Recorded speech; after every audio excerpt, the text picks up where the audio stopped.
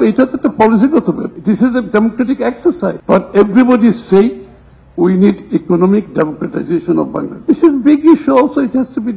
আমরা আগামী government NGO relationship কি হবে, এটাতে একটা পলিসিগত ব্যাপার এবং এটার জন্য আমাকে এনজিওর সাথে বসতে হবে, তাদের ফিলিং কি, তাদের সমস্যা কি, তার সমাধান দিতে হবে আমাকে।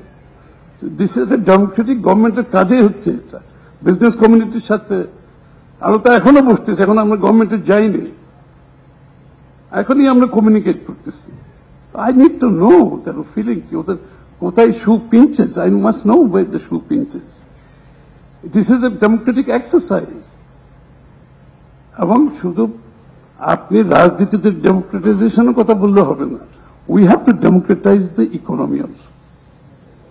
We need economic democratization in the country for everybody's সেক।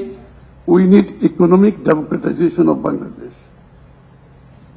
এখানে আমাকে এই ইকোনমিক মডেলে ঢুকতে হবে, not just political democratisation but economic democratization of Bangladesh.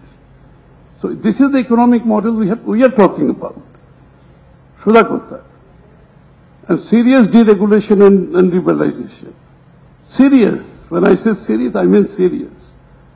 We want to be a trading post. Like Dubai, like many countries, we want to be a trading post. We are open for business for everybody. Everybody is welcome to come to Bangladesh. এই জন্য serious deregulation করতে হবে। যারা রেগুলেশনের মাধ্যমে, নিয়ন্ত্রণের মাধ্যমে লুটপাট করেছে, আপনি যত নিয়ন্ত্রণ হবে তত লুটপাট হবে। যত regulation, Bangladesh is highly regulated country. আমি স্বীকার করি আর না করি, we are a highly regulated country. এখান থেকে আমাদেরকে বেরিয়ে আসতে হবে।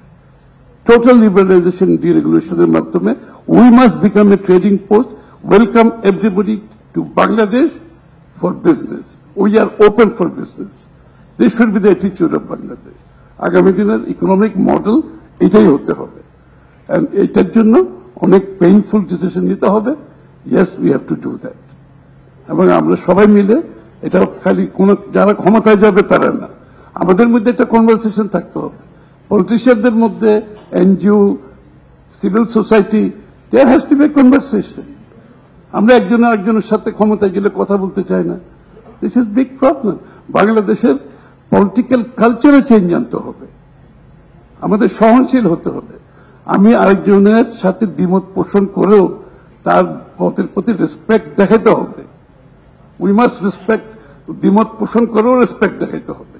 আমরা কথা বলতে হবে, দ্বিমত পোষণ করলেও কথা বলতে হবে উইথ রেসপেক্ট, সহনশীলতা।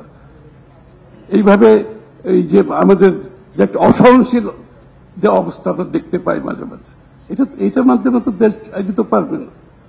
আমরা একটা স্টেবিলিটি, সহনশীল দেশ হতে হবে, পরস্পরের প্রতি সম্মানবোধ থাকতে হবে, সহ অবস্থানের মন মানসিকতা থাকতে হবে।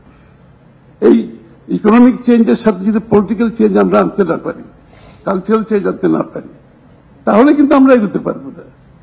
এই সাংঘর্ষিক রাজনীতি থেকে বেরিয়ে আসতে হবে আমাদেরকে। Economy on its own you will not be able to do anything. They go hand in hand. Democracy, economy, জনগণের সম্পৃক্ততা, they go hand in hand. This is what we have to ensure.